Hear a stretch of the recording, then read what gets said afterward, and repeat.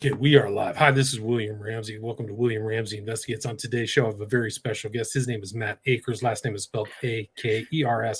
And we've been talking and kind of been friends on Twitter. He's a researcher like me and was putting up posts about a subject I'm interested in, which is kind of these MKUltra doctors post-war, or even pre-war in the case of the doctor we're going to talk about, which is Ewen Cameron. I've done a show about him. It was more focused on one of his unwitting victims, the person who wrote the book. His name is Dr. Harvey Weinstein. He still teaches in Stanford. I had a little bit of back and forth correspondence with him. I tried to get him on my show. He politely declined. But he wrote a book called Father, Son, and CIA. It's kind of hard to come by. I think I paid like $20 for the paperback. But it goes in detail about what happened to Harvey Weinstein's father, who was a successful businessman and went in for treatment and came out a different person. And those lawsuits are still going on today. These lawsuits of what happened to Harvey Weinstein. And Harvey Weinstein is involved in kind of an anti-abuse, like a doctor abuse organization whose name I can't remember now, but it's in Berkeley, and I know you could probably look it up. I'll try to look it up and put it in the show notes. But the presentation I did was Father, Son, and CIA about this guy, Ewen Cameron, who's had a very interesting life, but Matt can talk more about that. So, Matt, welcome to the show. Thank you. Thanks for having me on. I appreciate it. Yeah, so for people who may not have heard your name, you're doing a lot of research online. Can you kind of talk about your background and what led you to become interested? I know you've done a lot of research in this guy, more than I've seen before. Can you just kind of talk about what led you into the research of MKUltra and Ewen Cameron? Well, I basically just have always been fascinated by this stuff since I was young. I was born in the 80s, so X-Files and stuff like that were popular. And then there was James Ellroy's books that always seemed to sort of connect to this stuff. And I found William Bloom's Killing Hope. So just kind of spread out from all their weird conspiracy stuff and fiction and just basically history. The Canada stuff was interesting to me because, Canada actually admits it happened. The media has a bunch of news stories. The Fifth Estate has a bunch of segments on it. And so it was kind of fairly easy to get basic information from. But when you dug into it, it just got worse and worse. And I don't want to say obsessed, but I'm just fascinated by it. Yeah, there's a lot of interesting documentaries and stuff online you can see about this particular subject. But Ewen Cameron features large as one of the kind of dark artists or whatever, like up there with some of these other characters. But can you kind of talk about his background and what kind of led him all the way? He kind of had a pretty circuitous route to end up in Canada, right? Yeah, so he was born in Scotland in 1901.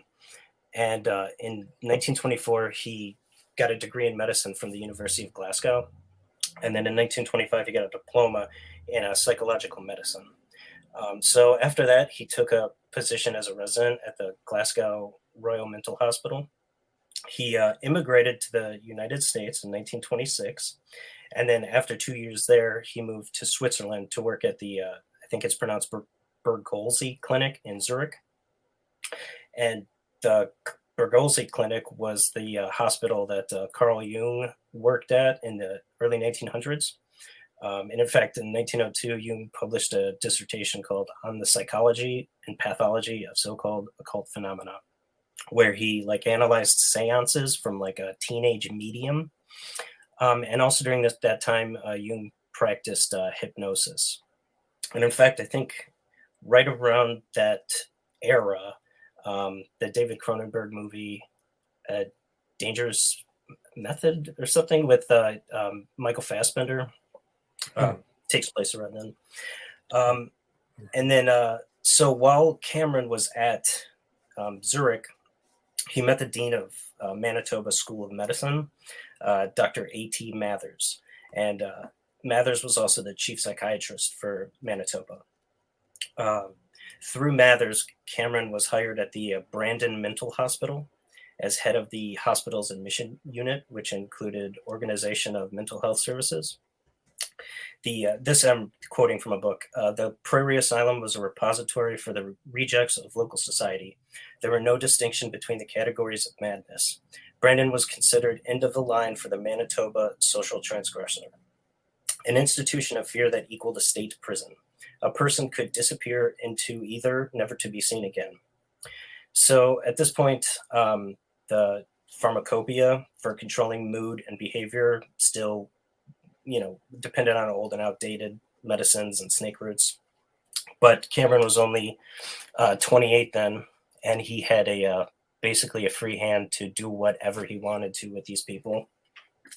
And his first year in Canada, he lost himself in the works of Frederick Winslow Taylor, the founder of scientific management and the high priest of the cult of human engineering. So in 1911, Taylor published a work primarily designed to show managers how to get more from their workers. Cameron realized it could be adapted to make patients function more efficiently. He began to carry out his first psychological tests at Brandon, which were a combination of Taylor's work and tests the U.S. Army had used during World War I. The tests consisted of questions to determine psychological responses. They were useful to justify all kinds of experimental medical intervention.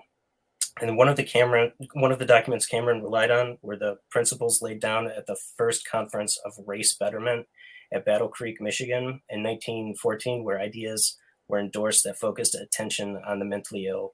I'm not quite sure what the conference of race betterment is, but Right. it doesn't sound very good. It doesn't sound good. It's probably worth looking into. Probably Yes. one of those creepy interwar eugenics flavors. So he's early. He's before World War II. He's implementing kind of like the scientific, approach to psychiatry or psychology with all these interventions. So he didn't come when he started doing his stuff at McGill in the 50s. He was an experienced hand, which is actually kind of scary. Yes, absolutely. I mean, and it was right at the beginning of his career. He was laser focused on this type of thing. Right, and it goes on like you right here. It's insulin shock therapy, isolation, straitjackets, cage beds, the whole bit. Yeah. It was all there before World War II. So people say like, oh man, MKUltra kind of stuff started in 1953. Like it really, actually, I just posted something last month because it was the 70-year anniversary of the implementation of stuff. And you write, and we're going to talk about that. You show that Artichoke and Bluebird are even before the official timestamp of MKUltra starting. But yeah, there's a lot leading up to it. Yeah. Oh yeah, I know. I mean, even the whole idea of mind control and brainwashing it feels like it's been around forever.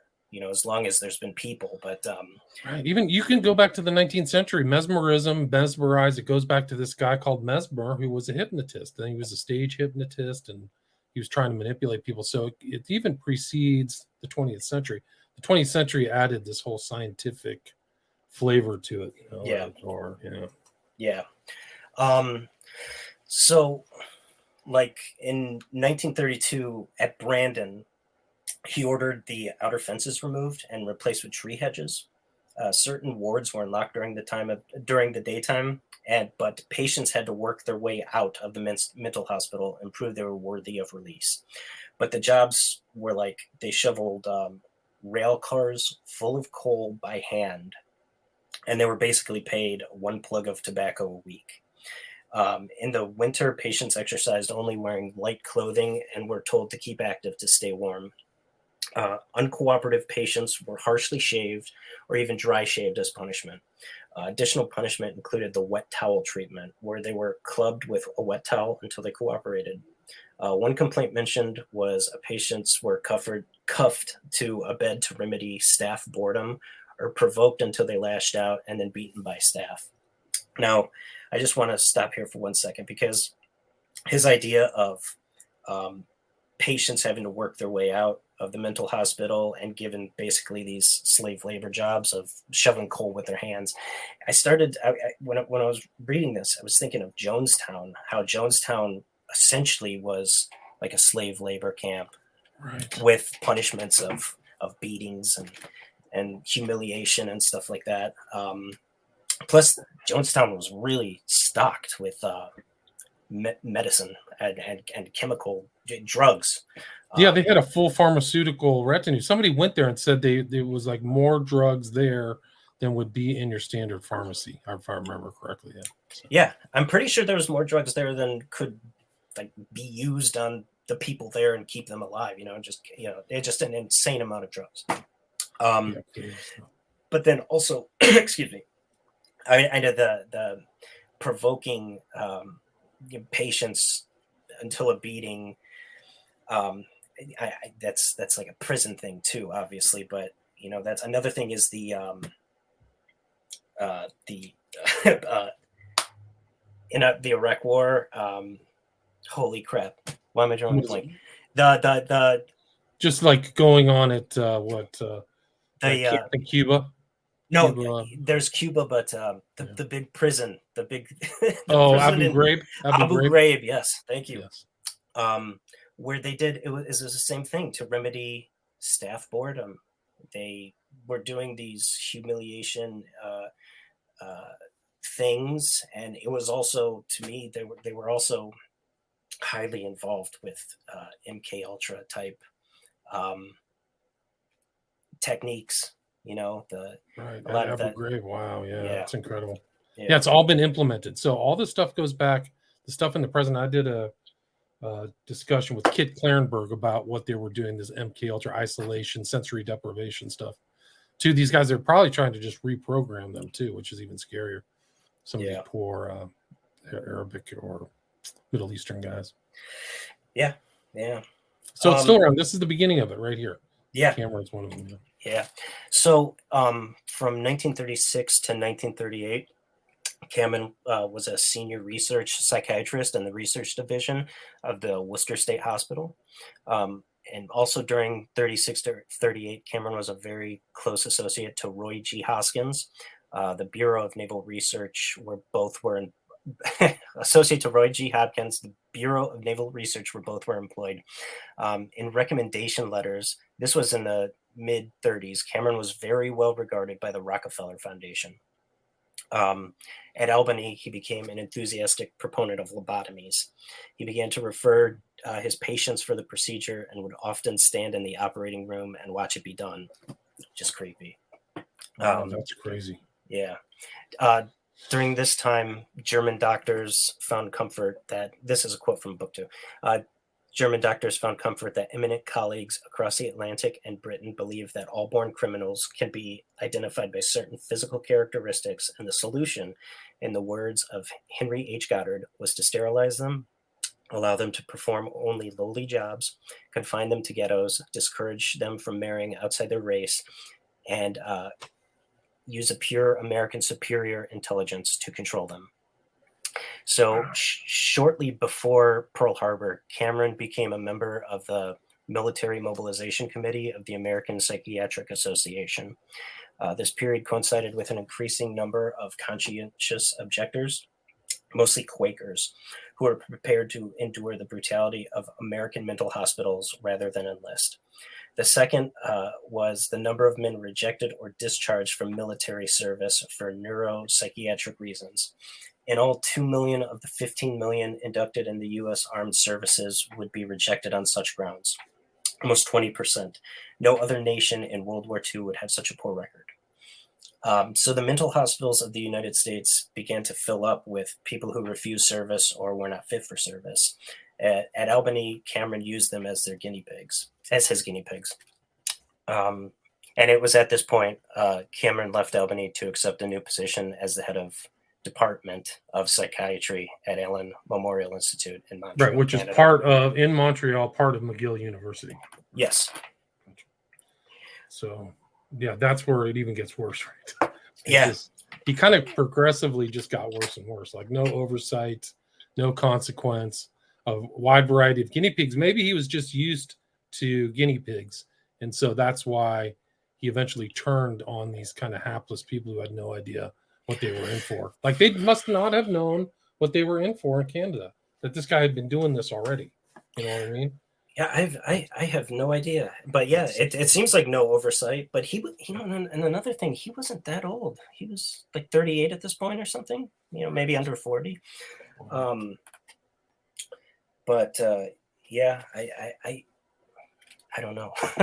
Yeah, no, it's just strange. Like people like think he came up with these techniques, or even I think he came up with these techniques out of the blue. That's not the case. So when all the stuff that went down with father son CIA, he was a experienced hand, Yeah, experienced psychiatrist, or I guess what is he, psychiatrist, right? yeah.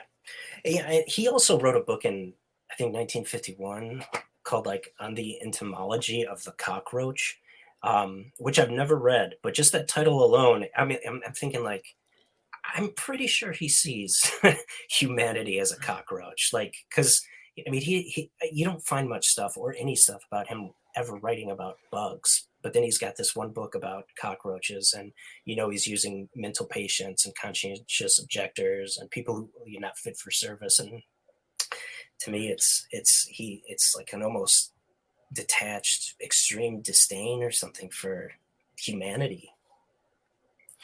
Yeah, yeah. So I just want to move on to World War II. But so he was a part of the American Psychiatric Association in Washington, who held secret meetings. The psychiatrists were tasked with creating psychological profiles on Nazis and German citizens. Cameron came up with mass hysteria in a war situation, which would use German liberals to spread hysteria through the population. Alan Dulles was intrigued with Cameron's proposal that after the war, each surviving German over the age of 12 should receive a short course of electroshock treatment to burn out any remaining vestiges of Nazism. Due to his work with the American Psychiatric Association, to Dulles, he was a logical choice to send to Nuremberg to establish the state of mind of Rudolf Hess. So I just want to do a quick aside about Rudolf Hess. Okay. In May of 1941, Hess made a secret flight to Scotland with the avowed aim of a peace treaty with Winston Churchill. And he was arrested and held in an English prison and then brought to the Nuremberg trials after the end of the war. And he was pronounced sane by a British psychiatrist. But Hess was an early confidant and friend of Hitler. He was one of the men arrested after the beer hall putsch. While in prison, he acted as Hitler's secretary and was the person that transcribed Mein Kampf for him. Hess was also influenced by a wide variety of astrologers and occultists and read anything to do with Eastern mysteries or the power of the mind. So his flight... he was a full New Ager. Hess was. He was also number 3 in the Nazi party. It was him, and then there was another guy who got killed in Czechoslovakia. I can't remember his name offhand, but yeah, Hess was up there. Hess took a bullet for Hitler in the beer hall putsch. So yeah, he was very close. Oh, yeah. They still, even though I've seen that he was like Hitler's replacement, or considered to be Hitler's replacement, I also saw this other stuff about how he was a follower, and he was always looking for something. So I don't know. That's what Hitler liked to surround himself with. So he was always they were all yes men. All the people close around Hitler were pretty much yes men. Yeah, absolutely. But for speaking of Hess and the New Ager, his flight to England was actually based on astrology. So he was passed along astrological advice advocating for a peace mission to England. And the Duke of Hamilton, who was also into astrology, was persuaded to let it be known that he would entertain a visit from Hess. May 10th was selected as the date because an unusual conjunction of 6 planets in Taurus would take place at that time. But when Hess arrived, he was promptly arrested. And both the British and the Nazis just claimed him to be an absolute madman. And he was left in prison, and no one could talk to him. So he was, I don't know if it was solitary confinement or what, but he was basically from May of 41 until Nuremberg, he was in this prison. And he was in prison until he died. I think he died in the 90s. They kept him in prison for 40 years. Yeah, and he was always complaining. He always thought he was being poisoned, and they were trying to influence his mind and all kinds of stuff like that. Yeah. So back to Cameron and Dulles and Hess. According to Dulles, which I would take with a grain of salt, The man who was claimed to be Hess was actually an imposter, as the real Hess was executed shortly after arriving in Scotland. Uh, Dulles asked Cameron to examine Hess to find a scar that would prove it to be him. But the meeting proved to be unproductive because Hess had handcuffs on and the escort with him refused to take them off. So a physical exam was off the table, I'll get to that. However, during Hess's final statement, he appeared confused and didn't recognize many of his fellow Nazis, which to be skeptical, I will say, if he's been in solitary confinement for like 4 or 5 years, maybe, he went a little loopy and was loopy to begin with. Right. According to Hess, he says, people around me during my imprisonment acted towards me in a peculiar and incomprehensible way, in a way which led me to conclude that these people somehow were acting in an abnormal state of mind. Some of the ones who came to me in place of those who had been changed had strange eyes, glass like a dream. Hess was leading up to what exactly happened to him in the spring of 1942, prefaced by oaths to God that he will tell the truth and calling God as his witness. However, he was immediately cut short and told his time was up. So, Ewen Cameron doesn't necessarily have a history of just physical exams. It's always mental stuff. That's where his like defining feature as a psychiatrist. So, knowing the story came from Dulles about the scar, I have a hard time believing it. And I'm wondering if Cameron was sent to Nuremberg, maybe to, you could say, brainwash. I don't know if he did hypnosis or something to maybe find out what he knew, because obviously Cameron was working on interrogation techniques at that time. So I don't know. It's a very strange meeting between very strange people. Yeah, no, it's very, and that whole thing to like, that's the whole cover. I'm just going to go assess his personality. But if you look through like so many things in American history, they send in these shrinks. There's all kinds of creepy shrinks around American events, all the way through everything. Like, so this is just one of the earliest examples. If somebody got this guy, they got Cameron to go talk to the third-ranking Nazi in the world who thought that he was trying to create a peace with England. That's why they got duped into that, which is it ties actually into Ian Fleming and Aleister Crowley, which is very strange. And that's how they lured. And Ian Fleming supposedly spoke German fluently and knew about Hess's interest in the occult. And that he was the one who came up with the astrological thing. And the whole thing about the Duke of Hamilton and what they call it, the link with some far right thing. A lot of it was bogus. So Hess thought he was going to talk to people who were on the far right who were going to help cure the war, and it was just a lure. It was a huge intelligence success, but it's all been locked up. But wow, yeah. When I was reading about it, I saw Crowley's name pop up a bunch too, but that is a whole nother. Yeah, that's a whole nother thing. He experimented with hypnosis as well. So. Yeah, just strange days. But yeah, just the Cameron, the fact that he's brought into Hess is really telling. And he eventually became the head of the World Psychiatric Council or something like that, or the American APA or something like that. Yeah, right? Yeah, he was head of I think it was all at the same time too. He was head of, I think it's American Psychiatric Association, the Canadian Psychiatric Association, and the World Psychiatric Association. Wow. I mean, he was the top. Yep, he was the top, absolutely. So, like during the post-war years, Cameron and Dulles still, had a friendship, and they would go to dinner parties and stuff. And Dulles's wife, Clover, was suffering from a deep depression. Mostly, I don't know about mostly, but a lot of it stemmed from Dulles's infidelities. He cheated on her constantly. So Dulles supposedly had sex with like 1,000 different women. So yeah. I believe it was not like he found a lover or something. Yeah. He was a profligate womanizer. Is a good one. Yeah, I don't want to get off. It says a lot about his character. I know. When he died, Dulles died, his wife picked him up like dirty laundry. He died in a bed. She wrapped it up and took it to his body to the back door and left it there to get picked up. That's how much. No. That's how much Wow. contempt. Yeah, yeah. Wow. Like dirty laundry. Like, no, he's done. Get him out of here. I believe it, and he deserves it too. Yeah, he's a monster. He's a Yeah. monster. So Cameron got Clover to go to McGill to Wow, Allen so she Memorial. traveled all the way to McGill. See, Yeah. Dulles was up around there. Dulles was born in very far north New York State. So these things are all fairly close to his kind of world. Like, Yeah. he's in between New York City and Montreal and stuff like that. Yeah. So, Yeah, she somehow avoided the worst of it, though. I don't think she went to the sleep room. I don't think she had the insulin shock therapy or anything. she Actually, didn't get the curare shots. Like, he was literally doing curare, like one of the most neurotoxic, poisonous substances known to man. He was giving it to people. wow. With no consequence.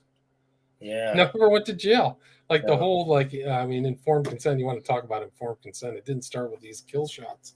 It was like going back here. Nobody busted these people back in the day. Yeah. So. Yeah, they all lived. I mean, well, yeah, just like Fauci's walking around like he's a mass murderer. Like, what the hell's going on? He's experimenting on people just like Cameron was with no. It's probably because of the connection between Fauci and Cameron is that they're both, curated. Somebody's allowing them to do this to get information. So Fauci's probably just doing what he's told by somebody higher up, which should scare the living daylights out of people. Yeah, probably. Yeah. So the Rockefeller Foundation is all over this guy, right? And the Gates and Rockefeller Foundation are all over what happened. The Gates Foundation is some sinister yes, as hell. Absolutely. Yeah. But so Clover avoided the Ewen Cameron treatment basically, but I wrote this down to get into later. But Alan Dulles' son did not.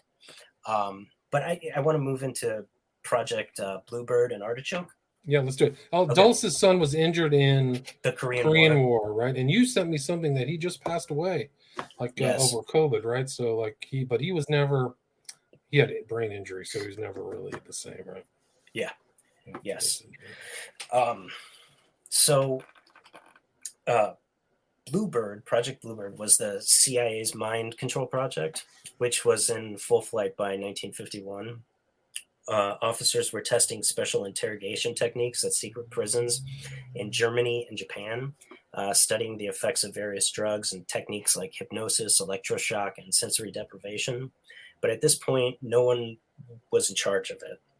So with the Cold War heating up, Dulles believed mind control could be the decisive weapon of the coming age. Sidney Gottlieb was hired to head the program.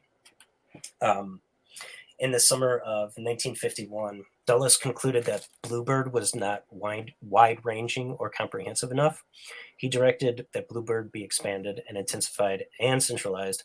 The new project was called Artichoke, apparently based on Dulles' favorite vegetable, which is like a rub it in your face type code name. Interesting. But like it's like peeling back your brain, right, to get at the heart. Yeah. Like that's the symbolism. Yeah, it's all that. Yeah. So around this time, brainwashing became popular around America.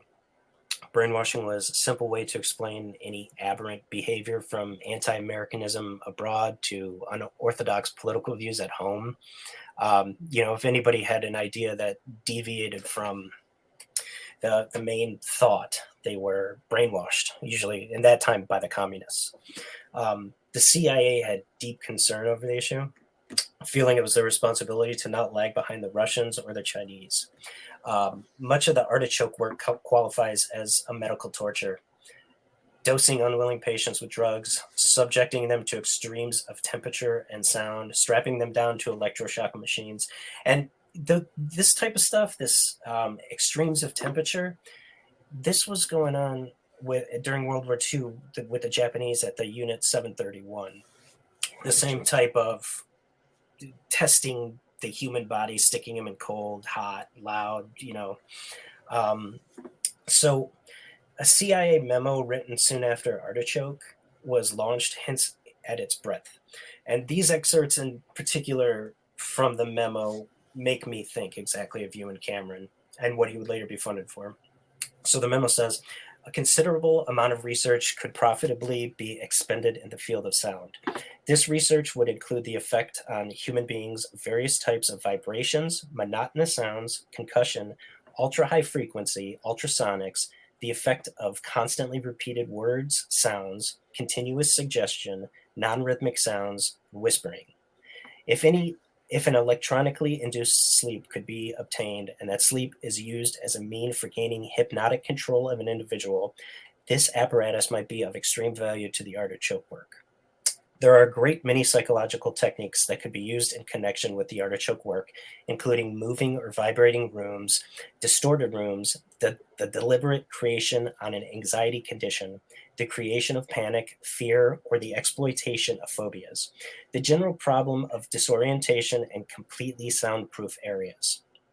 So, by the middle of 1952, artichoke had gathered considerable momentum. Richard Helms recommended that it be expanded to include experiments of such an ultra-sensitive nature that they cannot and should not be handled by means of contracts which would associate CIA or the government work in question. Artichoke had become one of the most violently abusive projects ever sponsored by an agency of the United States government. In Dallas's opinion, it was now time to intensify and systematize it.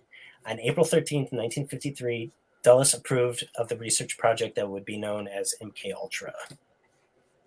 Yeah, we're just 70 years and almost a month away. That was it. So, yeah, 149 sub projects all over, billions of dollars, like millions and billions of dollars. Like it was it. Like the size of the Manhattan Project is off the charts. Yeah. All run by Dulles. Interesting. He was around. He was involved in some curious historical events in the U.S.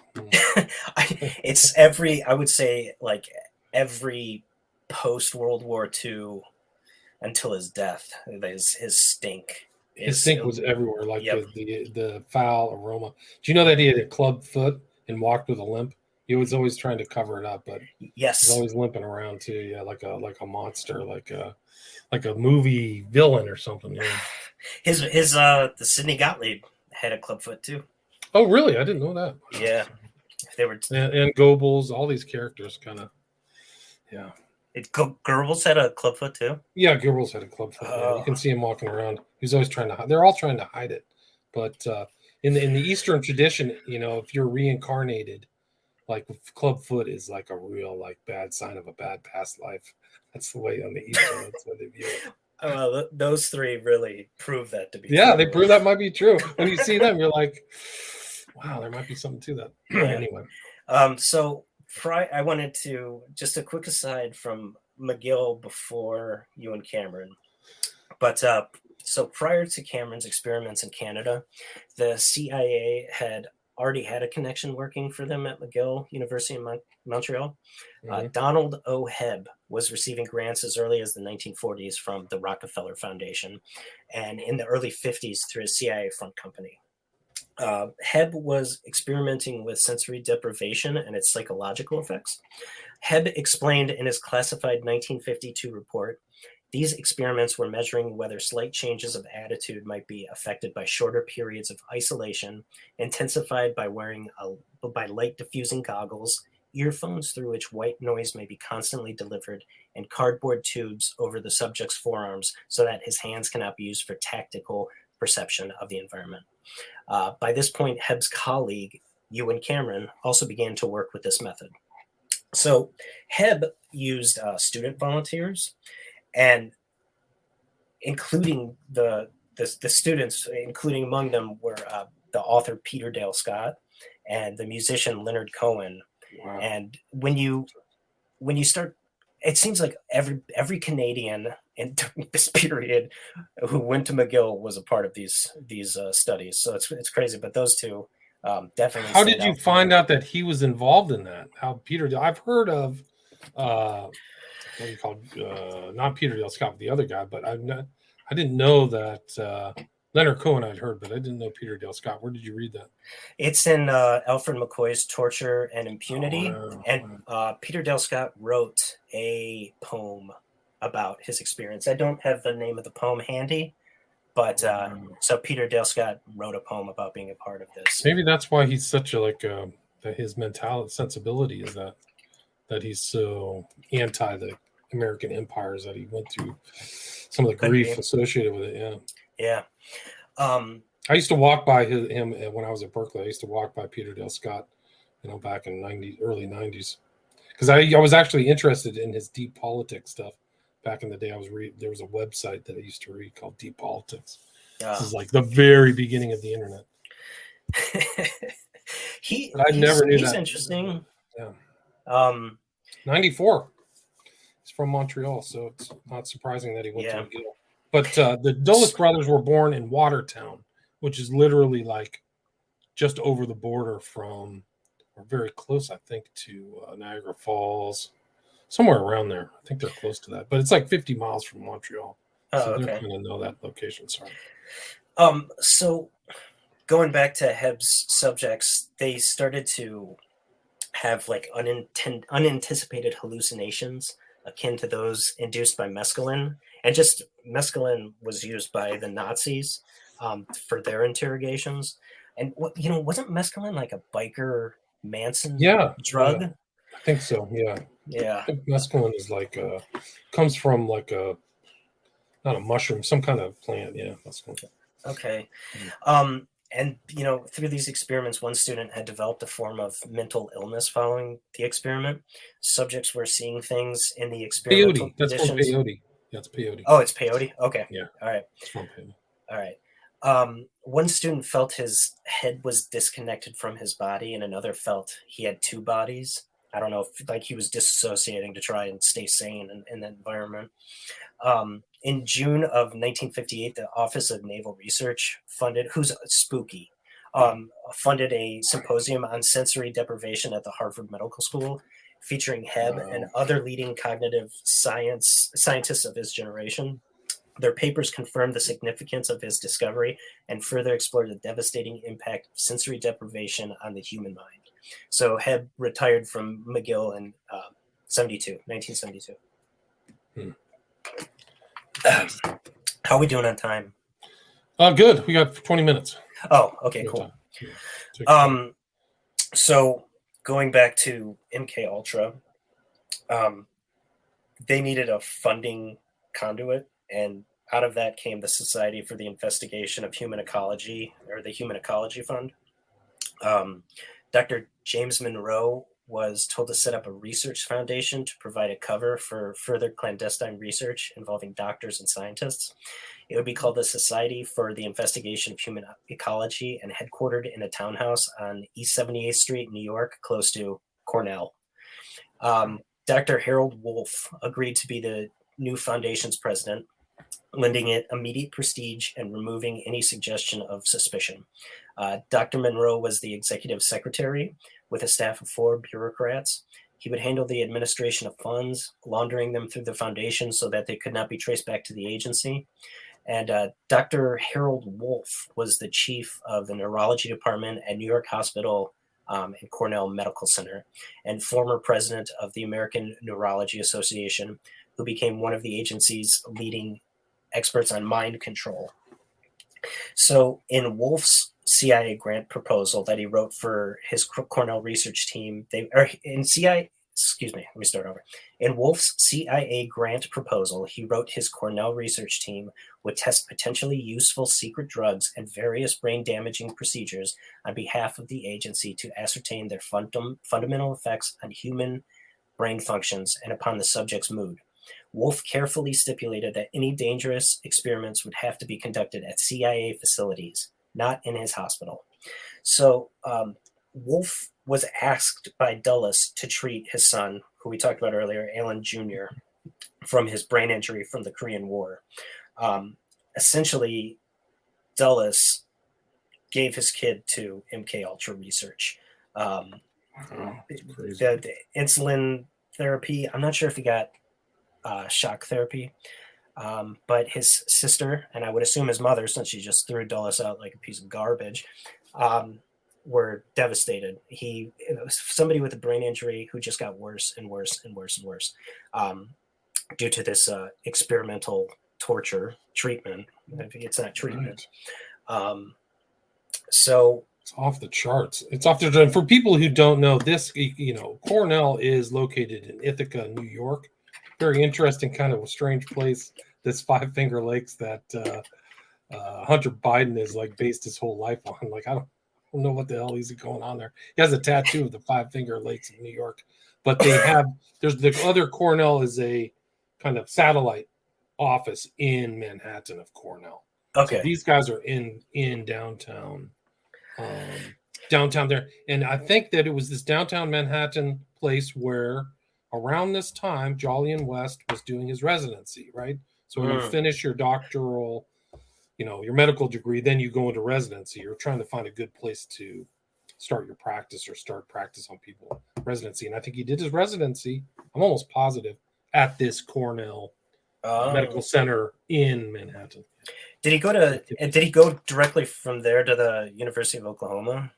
Yes. To do his crazy. Yeah. So he bounced around.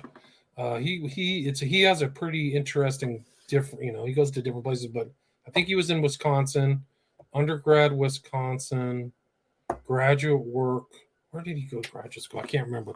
But yeah, then he bounced to Oklahoma and then to UCLA and then to the neuropsychiatric center or whatever. And who else? He's the graduate. What's the guy on TV always complaining about Trump? He's the psychiatrist. He came out of that. I see his face. I can't remember it right now. Oh, I have no idea. I'll figure it out. Okay. So Dulles reached out at this point.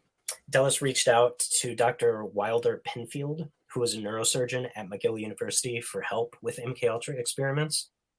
And then through this official relationship between the CIA, MKUltra, and Ewen Cameron became established. So I don't know if it was Dr. Monroe, Wolf, or Penfield, but they were basically like, they told Cameron to submit a grant proposal for these studies that he was doing, and they would pay for them through the Society for Human Ecology. So by 1957, he had began to receive a steady stream of funds through that. Interesting. Yeah.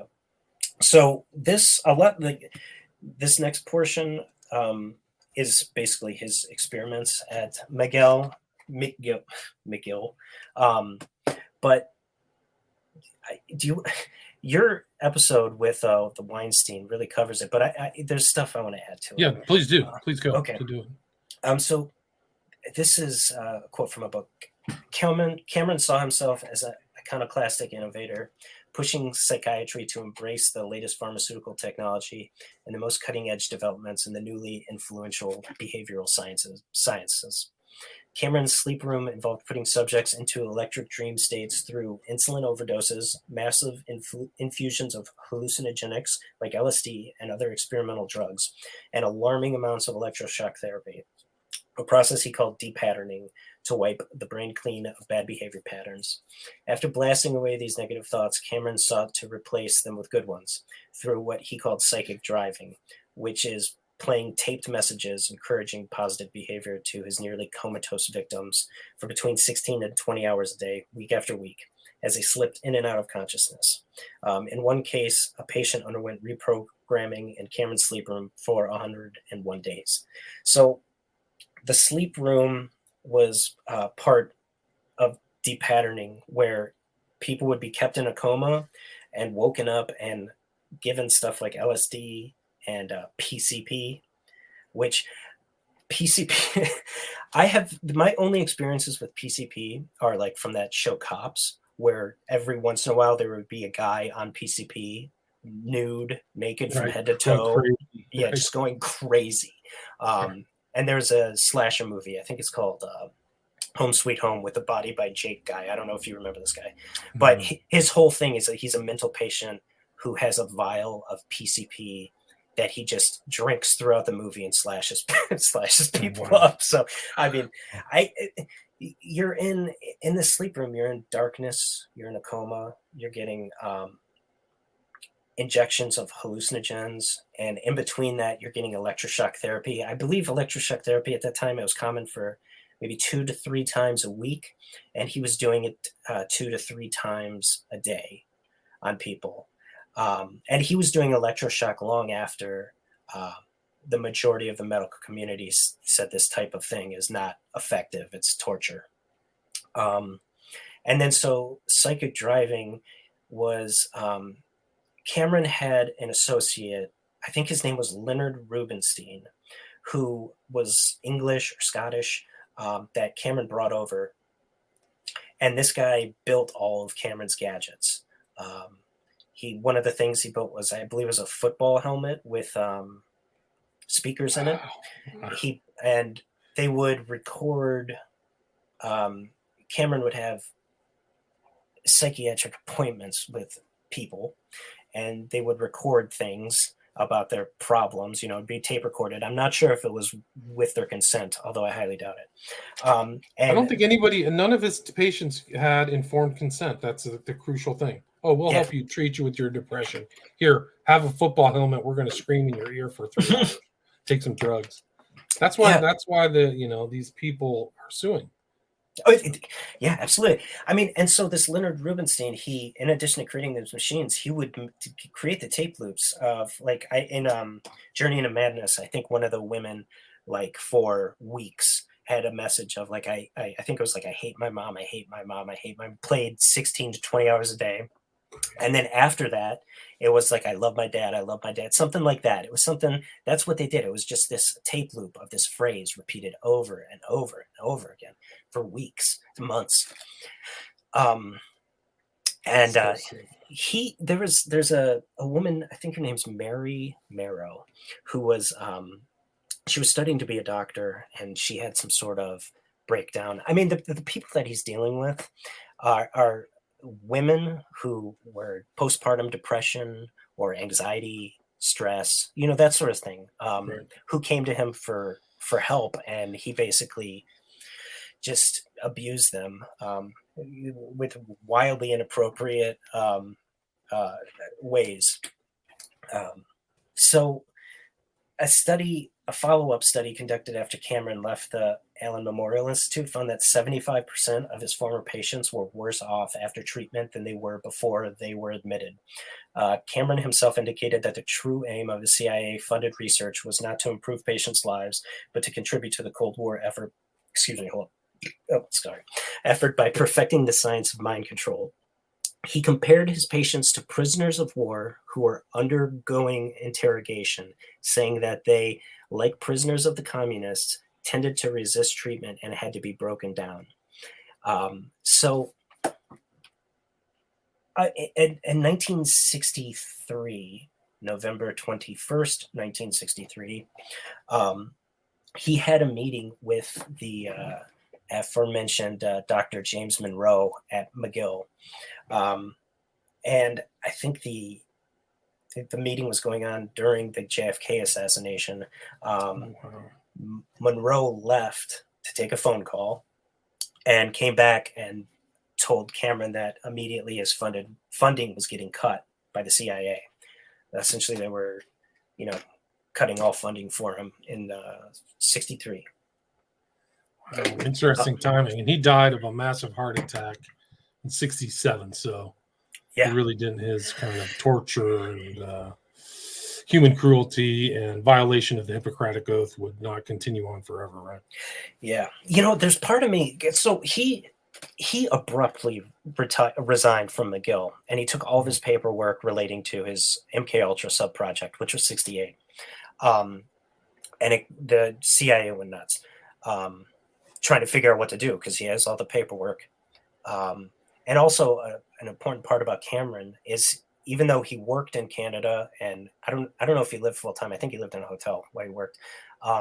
He did not want Canadian citizenship, and he hated French Canadians. So towards the end of his tenure at McGill, he became increasingly paranoid that the French Canadians were the reason he couldn't get funding anymore to do his work. Wow, so he was like a psychiatrist who had psych problems then, huh? Yeah, there's no record of that, right? That reminds me of somebody who is on an all-meat diet and cries frequently. Yeah, cries so much, I'm going to cry. I have to watch him cry again. Right, because Jordan Peterson graduated from McGill. I mean, The timing is incredible. The other guy whose name I couldn't remember, who studied at the Neuropsychiatric Institution, is Sam Harris. It's undergone a different name. It's called like the Semel something else, like a different donor, but it's basically the same institution. So Sam Harris probably knows. And I think I would be prudent. I would recommend people watch his statements to see if he really believes what he says or whether he's trying to implant concepts into people's minds. Like he might be a little bit more subtle than you think, Sam Harris, because some of these guys learned this stuff. And Jolly West definitely knew it. Cameron probably did too. Yeah. Like it moves beyond like being honestly stating something towards like covert influence. Yeah. Should we wrap up? I don't want to. Yeah, I think that's probably a good time. Yeah. Okay. You've done a great job, Matt. Thanks so much for sharing all that information. I think it's really important. You see the background of this guy. Most people would think, like I would think, like this all started in 51 after post-war. No. It shows that this stuff was leading up to the post-war stuff, and that what the Nazis and the Japanese were doing these weird, experiments. A lot of it, hasn't been translated or it's still in secret offices, things like that. But it's just like unbelievable. They had their own, what do you call it, hamsters or whatever, test subjects that the Germans did the most horrible thing to them. The Japanese were actually super cruel as well. I mean, you see this human cruelty theme. Yeah, it's very bad. If you don't mind, before I leave, I just want to cite the sources that I used for these. Yeah, please do. Please do. Gordon Thomas, Journey into Madness. The Devil's Chessboard by David Talbot. Great book. Torture and Impunity by Alfred McCoy. What else? Poisoner in Chief by Stephen Kinzer. And also Vicep View Blogspot. Recluse, I think his name's Steven Snyder. Yeah. He has some really good articles on Ewen Cameron too. So all those things helped me kind of collate all this information. Awesome. Yeah, no, really interesting. Great presentation. Matt, where's the best place for people to reach out with you if they have any follow-up or your social media? Twitter.com/Matt Akers Music. Matt Akers Music. And last name is spelled Akers, right? So it's all one word, Matt Akers Music. I'll put that in the show notes so people can go check out your excellent research and things like that. Okay. Thanks so much for your time. I really appreciate it. Thank you. I appreciate being on your show. Cool. Awesome. Stay there. Okay.